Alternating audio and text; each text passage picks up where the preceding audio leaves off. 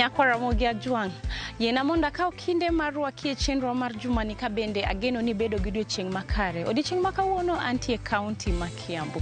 Kiambu kae antie kumoro ni Juja. Odichieng makawuono bende an gi japur mabende ni e bracket mar youth kata kiero rawere ma iluongo ni Kalebo Chieng. Kalebo Chieng en japur. To kopogore gi pith makawuono wadwa wuoye ma en cucumber. In kaka janeno gina ngoma ini wuoni ng'e kuom cucumber. Chiel kuom gigo mabende iwacho ni en atamalo 95 mar cucumber NP. Mar ariyo iwacho ni nyati kode kaka salad omiyo kinde ma wan godo ni kawuono wadwa wuoye kit pith mar cucumber. Yena monda kaw kinde ni marwa kie chenro ma pur gi ohala kaka pile luonga ni Alori nyaka Black machiegni.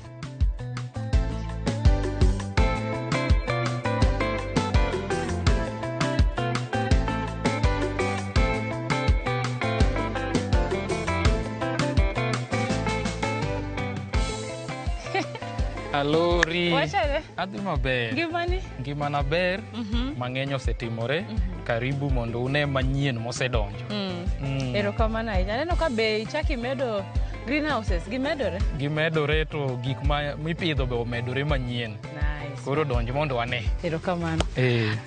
Janeno mar odichieng makawuono ineno youth mabende kawuono wadil godo manyiso ni pur tinde ok ochuno ni joma dongo ema timo kit pith matinde sani timore kata sani yudhe nofwenyo niya pur kae nitie pesa minya yudi omiyo kawuono wawuoye kit cucumber. Adwa nadonje iye ka anyiso niya tang'o ma en godo variety mane mopidho ang'o miyo en owuon oneno ni ber mondo pidh kit variety. Gin temperatures mage mabende dwarore sama ng'ato opidho cucumber. Wadhi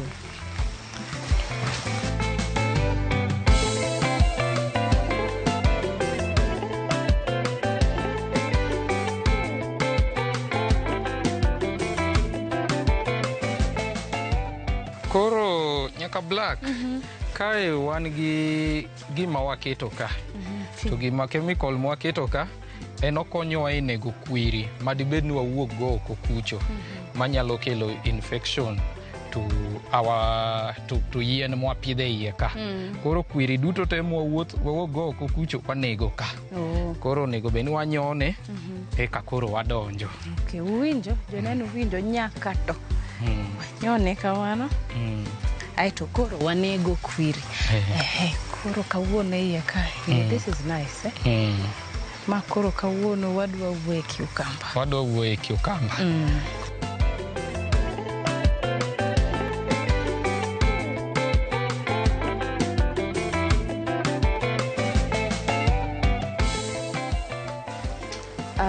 Koro ibro fulori ne jopiny nyiswa nyingi mokwongo anta ng'eyi. So of course ne jal mabende neno chenro kawuono nitie joma kiai. Koro ang' ni fulrinwa inyiswa nyingi. Aito ibro nyiswa kidienje mag cucumbers mabende nitie. Aito bang'e ibro nyiswa the exact cucumber variety mwadhi wuoye kawuono. Okay, nyinge iluongo ni Kaleb Ochieng Olale. Ajanya kach awuok e gweng' moro miluongo ni Olasi. Koro kawuono arwako Juja ka kama puothwa ni nitie. To kae wapidho gik mang'eny. To kawuono wadwa ni wawuoye cucumber. Koro kwa wuoye cucumber wan gi cucumber kidienje adek mopogore opogore. Mokwongo wadhi chako gi mae. Ma iluongo ni local cucumber. Ene mochamore kabisa Kenya ka ene ma dhano ng'eye mang'eny. To bang' mae moro ni ochako donjo ma watweyo gi film ni. En iluonge ni English cucumber. To en watwega gi film nikech en pote ni yom. To ka wakete kama liet nitie tiyudo kogolo pi mang'eny kuome. Ing'e ni cucumber dhano chame nikech pi. Koro nikech pi no ok wadwa ni olal emomiyo watweye gi film. Mondo koro onya bedo ndalo mang'eny kapok oti kode. Kwa wuok ka wadhi e mae. Mae koro manyien sani ma koro wadwa chako rwake market ma Kenya ka. Iluonge ni baby cucumber kata Israel cucumber kata mini cucumber. Koro ene mwadwa wuoye mang'eny kuome kawuono kaka ipidhe to gi kako wuok to gi kako kelo ohala mondo wang'e ni ohala mane ma japur kopidhe to nyaloso koa kuome. Erokamano ahinya. Mano ilerowa maber kabisa. Koro gi kinde ni wadwa ni terwa e okenge process kaka ipidhe, okawo ndalo adi, ang'o matimore, arita mage monego bed ni ikawo kata in iwuon kaka japur itimo kama ka. Eventually kidwa kae kata kidwa timo ne harvesting tiyudo gino mabende inyatire chiro to duoko ni omuom mani chako podo. Kamano. Koro kwa chako, number 1, cucumber en gima kopidh to ti piyo piyo. Okodochal gi yien moko mopogorego. En odhi piyo. Koro ka en ng'ama dwaro pesa ma piyo piyo, to cucumber e gima inya pidho mondi igole piyo piyo. Cucumber kawo dwe 1.5 mondo bed ready. To kipidhe, mbegu mare inya ti kode diriyo. Nitie gimiluongo ni direct sow, ma ikawo kodhi tipidho to ti kanyo to odhi mbele kaka yien. To mar ariyo en ni inyalude kaka seedling to pod ipidhe. Koro sana wan nikech koro kae watimo gimiluongo ni commercial farming, ok wadwa mondo walal gimoro amora. Wajalude to wagolo seedling. Nikech kitimo direct sow tidhi yudo ka moko dhi tho. To ka koro ok wadwa ni mondo tho. Koro wakuong patimo ga walude mondo golnwa seedling. Seedling no kosegolonwa eka wapidho eka koro ti. Koro kidhi e nursery, cucumber kaka wawacho ni ti piyo, seedlings ge bedo ga ready gi juma achiel kende. Kata kapo ni liet ng'eny to nyakawo kata ndalo 3 kata 4 to yudo ka en oseti. En ipidhe apidha. Erokamano. To nikech iwuoyo e wach temperature. Aneno ka kuma wantie cucumbers gi wapidhe greenhouse. Ang'o miyo ni neno ni ber mondo pidh gi greenhouse to okoko kata open field? To temperatures mag greenhouse onego bedo nang'o? Koro kwadhi e cucumber number 1 en gima oluoro koyo ahinya. Kiweye kama koyo ng'ich kabisa, to mangiso ni ipidhe oko ma koyo donjo kuome direct, nitie gimiluongo ni nitie tuo mar koyo miluongo ni downy mildew, ma mane e gima lich machamo cucumber ahinya. Koro emomiyo seche moko wajakete e greenhouse, ma ka ndalo ma koyo ng'eny sana to greenhouse nitie kaka wanya regulate temperature manya miyo koro tuono bedo matin mondo yude. To ka wakete kama obedo exposed to koyo mang'eny ahinya, tidhi yudo ka downy mildew dhi biro to cucumber nino ok idhi harvest kaka dwarore, to idhi bedo ni ilalo kaka japur. Koro mane omiyo wa advice ni jopur otime e greenhouse. Aya, ka wachak wadonje greenhouse, iyudo ka being that ni wanyalo regulate temperature e greenhouse. Cucumber en gima dwaro room temperature kata temperature ma be ok liet ahinya mar desert cha. Koro odwaro temperature ma wanyalo wacho ni mamor. To mane en gima wanyalo achieve ka wa regulate greenhouse. Mane momiyo cucumber motimo e greenhouse dhi timo maber, cause wawacho ni koro wamiye optimum condition. Odhi timo maber e greenhouse moloyo kipidhe oko.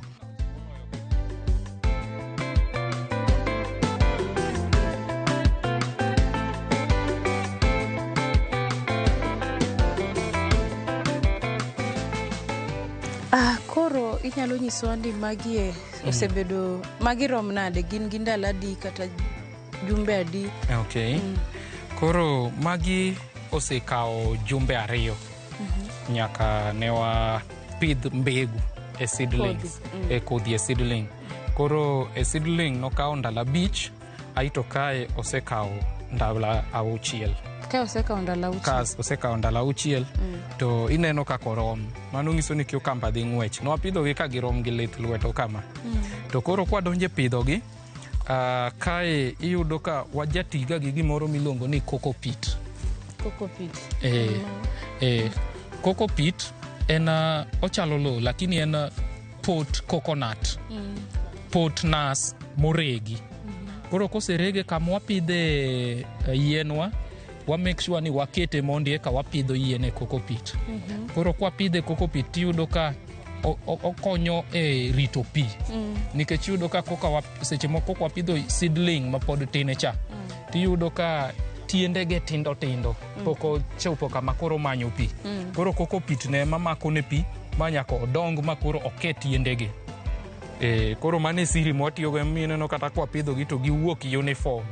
Onge moko ma yudo ka tindo tindo to moko dongo dongo. Pi gidwaro pi marom nade? Cucumber dwaro pi marom nade? Odwaro pi mang'eny koso moderate koso pi iolo ne nang'o? Cucumber en percentage mang'eny mar cucumber en pi. To mano nyiso ni cucumber nyaka ti gi pi. Kok imiye pi kendo en yien manyalo tuo piyo piyo ka onge pi. Koro pi to kanya wacho ni odwaro mang'eny ahinya. Odwaro pi kaka yien mora mora ma en ka osebedo yien maduong' to koro odwaro pi lita 2 e odiochieng' achiel. To ka pod otin to nyachamo lita 1 kata lita 1.5 e odiochieng' achiel. Koro wan gima watimo ka watiyo gi gimiluongo ni drip irrigation. Ang'o miyo noyiero drip irrigation? Noyiero drip irrigation nikech number 1 cucumber en gima kiolo pi e ite kaka nang'isi ni oluoro tuo mar koyo cha. Kiolo pi mang'eny e ite tiyudo ka odhi gamo fungal infection mar downy mildew no. To kichako fight fungal infection nikech iolo pi, mano koro yudo ka mondo irite dhi bedo matek nikech saa ka saa iolo pi e ite. Koro nikech mano iyudo ka drip irrigation cha olo pi e tiende to pigno iyude gi roots. Koro yudo ka onge kama pi mako ite, to mano koro konyo mondo wageng' tuoche ma oingo cucumber sana sana. Koro mane omiyo drip irrigation ema timo maber kode. Alafu kae koro yudo ka nikech ohero pi, wamiye pi every hour. After every hours, wayawne pi dakika 3 kendo waloro, kendo saa moro no kendo yawne pi to waloro kamano kamano. Koro make sure ni during the day onge kama starve kata ni obedo ni nitie hours moko ma ok oyudo pi mohinyore nodwaro pi cause pi rome maber. Erokamano. Koro kae ni wacho ni magi osekawo jumbe 2. Bang' jumbe 2 wadhi kanye? Bang' jumbe 2 to wadonjo koro kama koro waluongo ni flowering stage. Ogolo maua. To kosegolo maua to wadonje matunda. To ma king'iye maber tineno ka wachomo kanyo. King'iyo yien ni maber tineno ka osechako golo maua. Neno ka osechako golo maua. Manyiso ni ine orom dwe achiel to wan gi maua maneno. To kar dwe achiel gi nus to koro wachako pono. Koro kwa wuoka to wadhi kama koro waneno maua to waneno be olemo mwanyalo golo kama. Kuma ne wantie ni ne waneno kaka cucumber ma bende waneno gi osekawo jumbe 2. Waneno kaka koro gichako ka gima gidwa to mang'oa gitimo flowering kata gigolo mafua. Aito bang'e wadwa dhi neno kaka gidongo, olemo chako nang'o, ere kaka dongo. Aito bang'e wabro neno by the time watieko chenro ni wabro nyiso kata kaka ikayo cucumber. Adhi uru.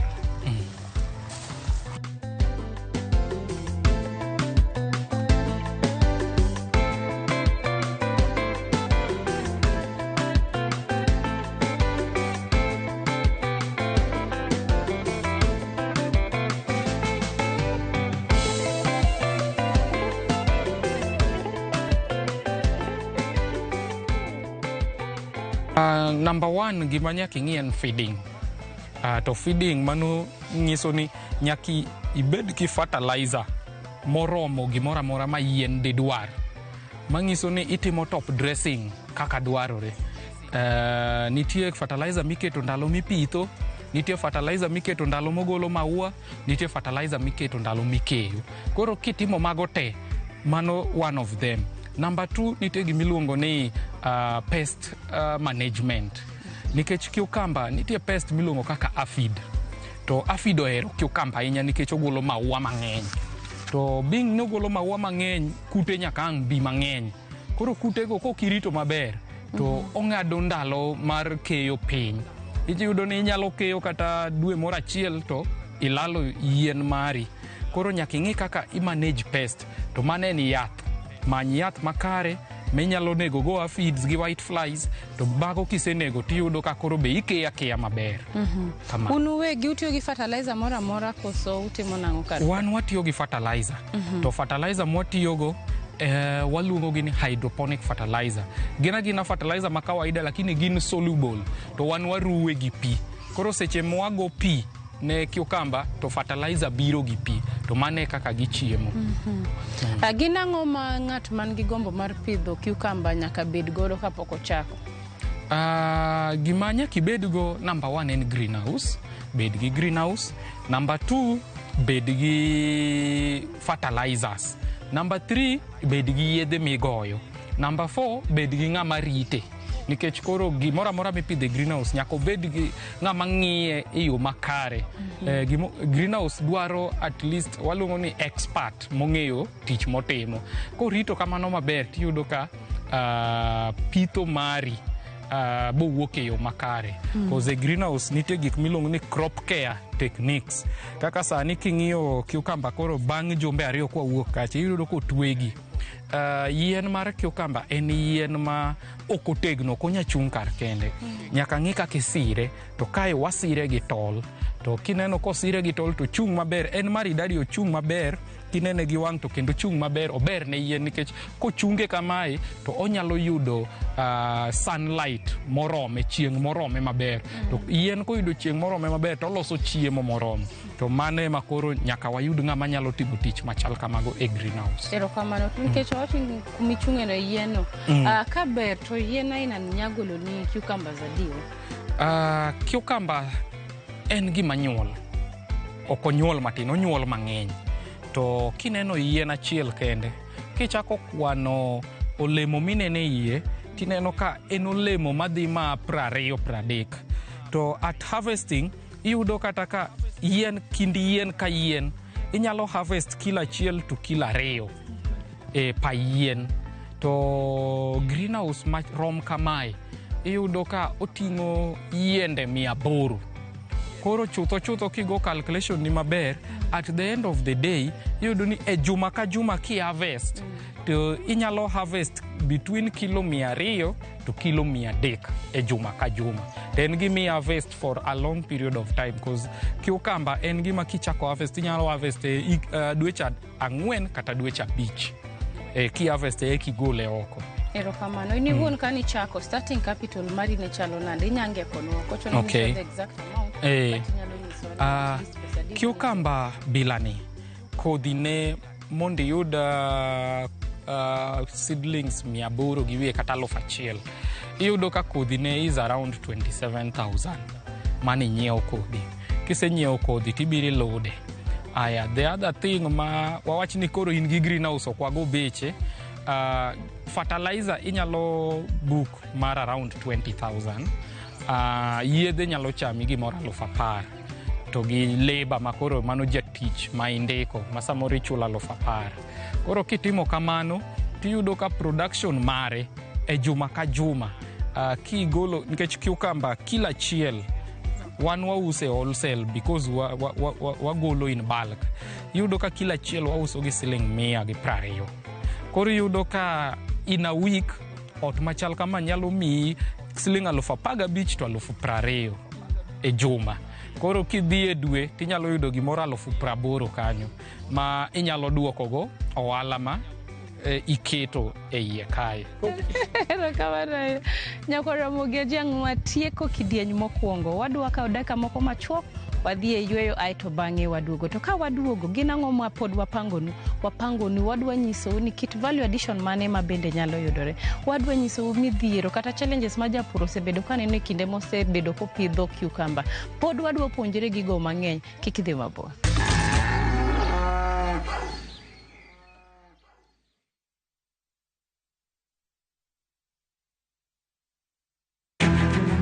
Wakelo ni chenro mar ohala kod lony gi dongruok mopogore opogore. Ohand kinyosi nigi pesa kitimo gima dwarore. Weche makende moa kuom jogo makelo lokruok e ngima dhano. Ohala ber nikech ohala puonji managerial skills. Lek ma in go iriembe mineni gigo chopo. Chakre gi jogo mane ochako ohala manyien. Kalure gi kaka nachako gi kuma achope. Ohala ni en ohala maber. Nyaka jotelo molony e timo ohala. akwa jodala wa te odogi ohala. Ne pek mane gikalie. Pod waonge uhuru mar ohala. Loch mane giyudo kod kinda mane gitimo e manyo gik mabeyo beyo. Ka jaohala ok nyal chako project ka ionge gi market. Tudri gi Cleophas Oluoch e ohala gi mwandu. Tich ang'wen ka tich ang'wen chakre saa 1:45 otieno.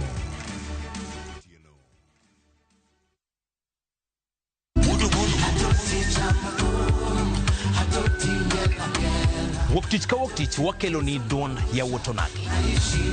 Kabende tich ariyo ka tich ariyo nyakuronga juang en odiochieng' mar yuto mari. Chieng' tich adek ka tich adek nyakuronga juang en odiochieng' mar mine nyalo kachiel koda weche hera. Kachopo tich ang'wen nyakuronga juang wakelo ni kama nene, yani TBT kod thumbe mamit mokalo. Urahide edition en thum kaliech. Loso kapuoyo nyakuronga juang. Ka wakelo ni jothumbe mopogore opogore. Kanyo ndo bende wakelo ni gimiluongo ni yawa.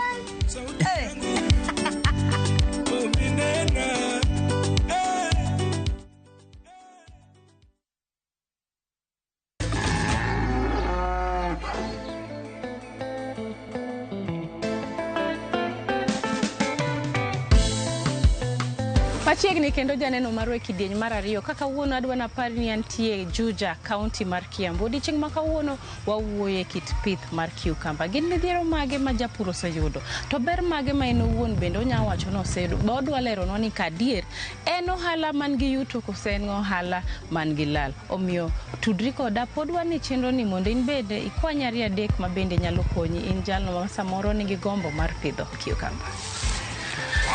Haya. Inyalo nyiso ni space kata nafas onego bed marom nade puodho ka. Koro as you can see ineno ka it cucumber dongo. To ka gibedo modich ahinya ma koro giluore tiyudo ka koro kelo kendo tuo mar ng'ichno. Koro nikech mano iyudo ka cucumber en bet wamiye nafas matin kopogore gi cham moko. Gik moko kaka nyanya wajaketo ga spacing mar 30 to 35. To koro cucumber wachako gi 40 to 60. Koro kaka kae watiyo gi spacing mar 40. Eka koro onyalo yudo thuolo moyarore go. Any value addition so far ma unutimo? Value addition timore iyudo kaka cucumber dongo ting'e maber ni e chiro ka chiro nyaka yud janeko. Koro seche moko iyudo ka moko wuok modolore to mago kitere chiro to jonyiepo ok bi boyiero to weyo kanyo. Koro modolore no badala mondo atere chiro ene makoro imanyo jok ma uso juice gi. To iyudo ka girege to golo pi mar cucumber no tinyalo ti kode kiuse ne joma madhe.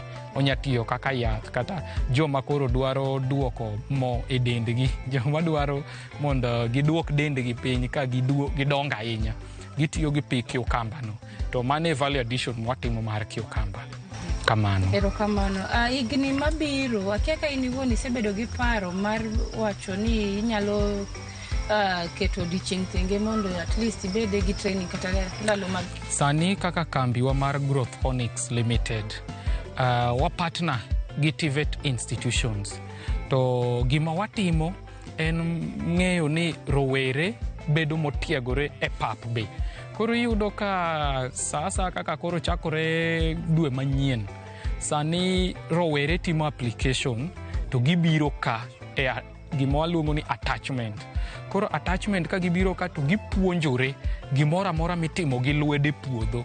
Ma koro ka chieng' moro giyudo tich kuonde ma gibotiyo to gibobedo ni mar somo cha ne ging'eyo to mar pap be ging'eyo maber. Koro watimo attachment ne youth. Mamano is gimoro achiel wachalo ka gima wa give back to the community. Keyo itimo nang'o kata sama wach ni dwa harvest cucumber. Ere kaka ing'eyo ni oseikore ni kae. Koro mini cucumber kata Israel cucumber en ok obed maduong' kaka moko ka. Ne wachako kwa ngiso kidienje mag-gi. Koro iyudo ka mae cucumber mo osebedo ready en marom kama. Koro size e gima wang'iyego. Kobedo size maduong' ahinya tiyudo ka kodhi ochako ti kuome, koro koti kode to ok obed maber kaka onego obedi. Iyudo ka koro chako bedo makech. Koro mondo wayude e size maber en size machal kama. Koro wanene magi size. Kwaneno koseromo machal kama, to wachako mana gole to dhi e chiro kochal kama. Koro ma ng'eny jok ma yude to obedo packed. Koro kobedo packed to iuse kaka wapak cherry cha e kaka mabe bedo packed tiuse. Mae kigole kama to onyalo bedo shelf span mar cucumber ok budh ahinya. Onyalo bedo kodhi ahinya to juma achiel. Kokalo kanyo to koro odhi bedo nokethore. Koro en gima onego bed ni kigole tigole kodhi e chiro direct. Tinyiewe to ichak ipono moro to dhi e chiro tinyiewe kamano kober kobudh ahinya.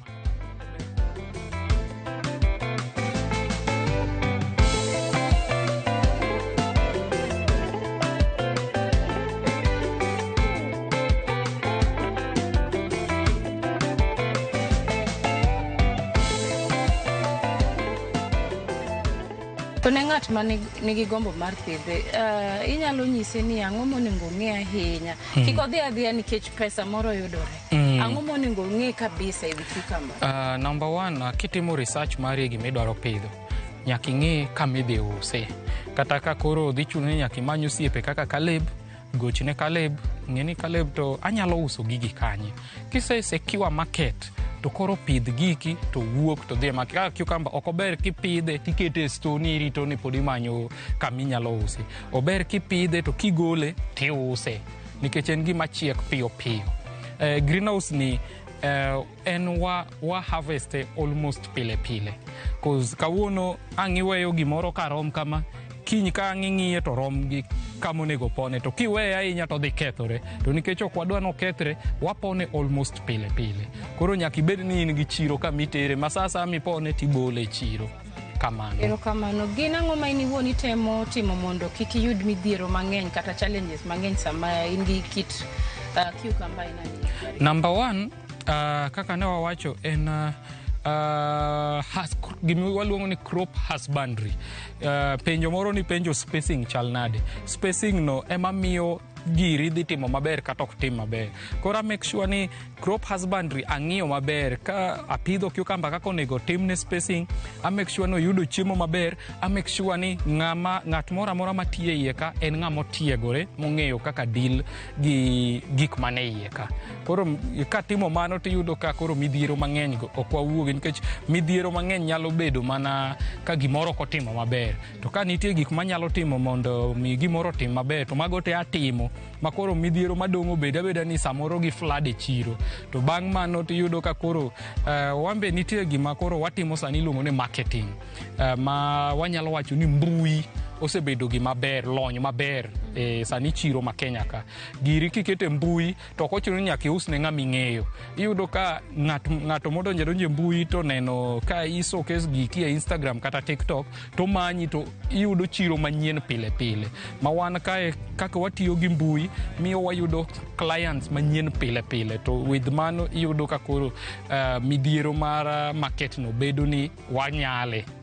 Kamano. Erokamano ahinya. Ka wadhi ka watieko, wach mogik ne jalno mabendo neno chenro kawuono.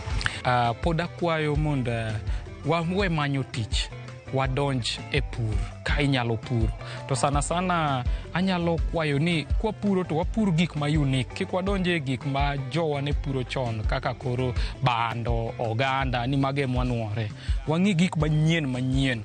Sani koro Kenya osebedo piny ma iyudo ka welo biro mang'eny, to ng'eny welo en jomoa oko. To koro gik ma gichamo oko ka emwatemo timo research, to watimo negi ka to giyudo gi ka moloyo ni kendo gibiro ka to giyud gik machal kamano. To mano is the gap manayudo. Emomiyo ineno ka seche sasa mibiro kae tiyudo ka gima timo en gima ji mang'eny ok tim. To kitimo gima ji mang'eny ok tim, tiyudo ka kendo koro chiro ber nikech ujo matin matime.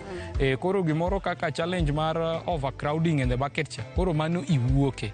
Koro mane manyalo ng'iso joyudhe, tim research, ng'i gima unique ma ji mang'eny ok tim, to pidhi. Kipidho obo miyi pesa kende, timne marketing maber, bo chiemo maber.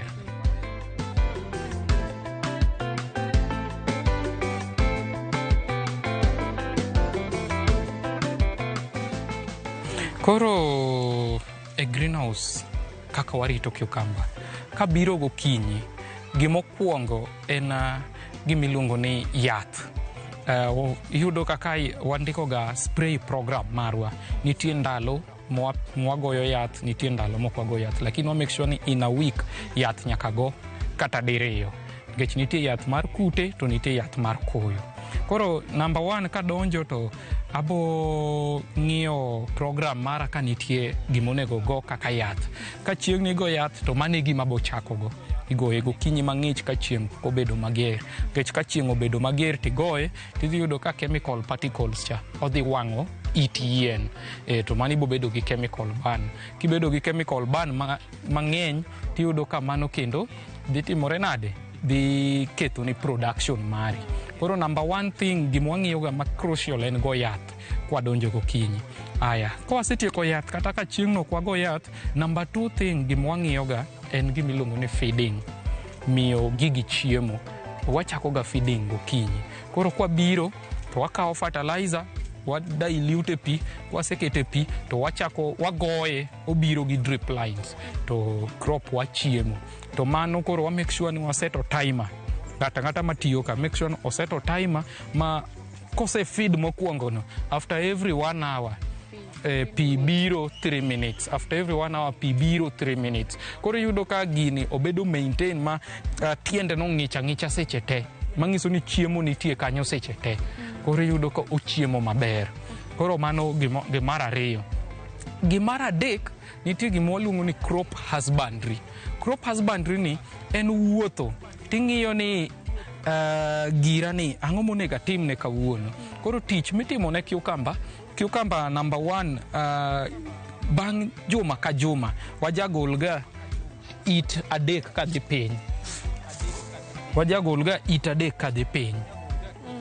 Juma ka juma wajagolga it adek kadhi piny. Koro gimwatimoga en wakao makas to wang'ado mondo tiende kae obed kama yamo nyalo kale. Kodinore ahinya ma yamo ok nya kale, to mano be kendo chak kelonwa tuo mar koyo. Koro kwa biro ga to wang'iyoga ka tiende chal nade. Kodhigore ahinya to wagolo it mapiny go mondo kanyo bed kama yamo nyalo kwadhore maber. Koro mano crop husbandry mari bedo ni obedo makare. Number 3, iyudo ka seche moko iyudo ka buya ti etie cucumber kata tie yiendwa gi. Tiyudo ka buya gi chiemo mwamiyo yiendwa ni gimbe gi compete gi chamo. Koro gimonya timo samoro odiochieng' moro onge gimitim, mane gik ma wanyalo biro to wapudha gi lwetwa mondo wa make sure ni tiende ler seche te. Koro yudo ka chiemo mwachiwo ok dhi e buya, donje matunda. Gimoro kendo mwang'iyoga, sani king'iyo tiyudo ka yiendwa ni osegike waya ka. To mosegike waya kani, iyudo ka koro kochako dhi mabor ahinya to dhi chako dolore to dhi tur. To nitie gimwatimo miluongo ni trellising. Gini kosechope waya kae to nego beni waduoke piny, nikech gini pod dhi mbele gi ti.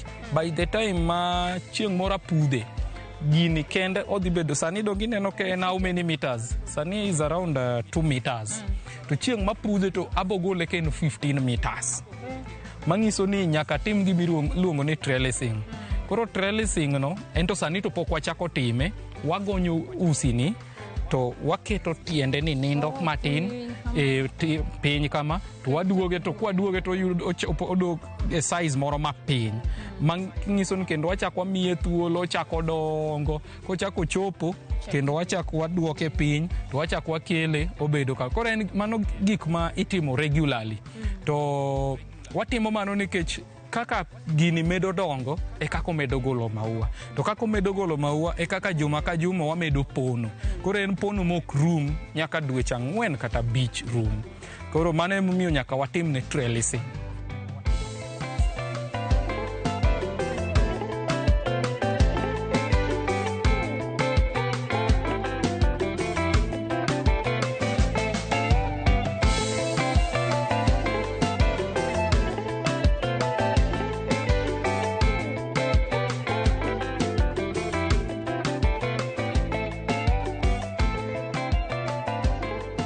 Koro number 1 e Instagram, e TikTok kata e Facebook fan page marwa waluongore ni Growth Ponics Limited. To namba na minyalo yuda go kidwa wuoyo kod en 0705 525 300. Mano kigocho na kidwaro consultancy kata kidwaro mora madidwar ginene mar purni inyalo yudo kuoma. Ana mako simu anyalo konyi kama anyalo konyore.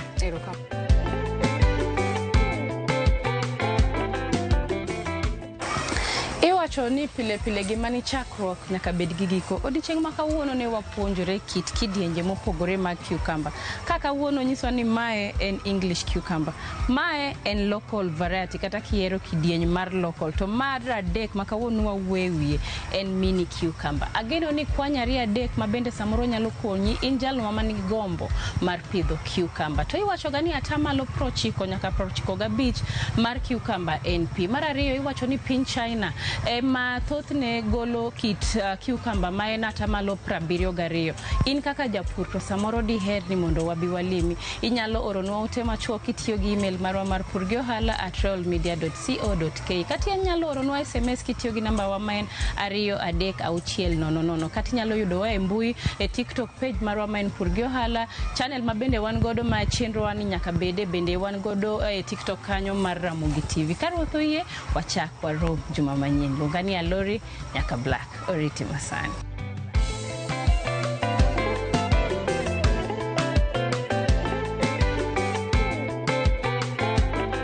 Mondo mine chenro ni kod mamoko mag Purgiohala donji e viewsasa.com.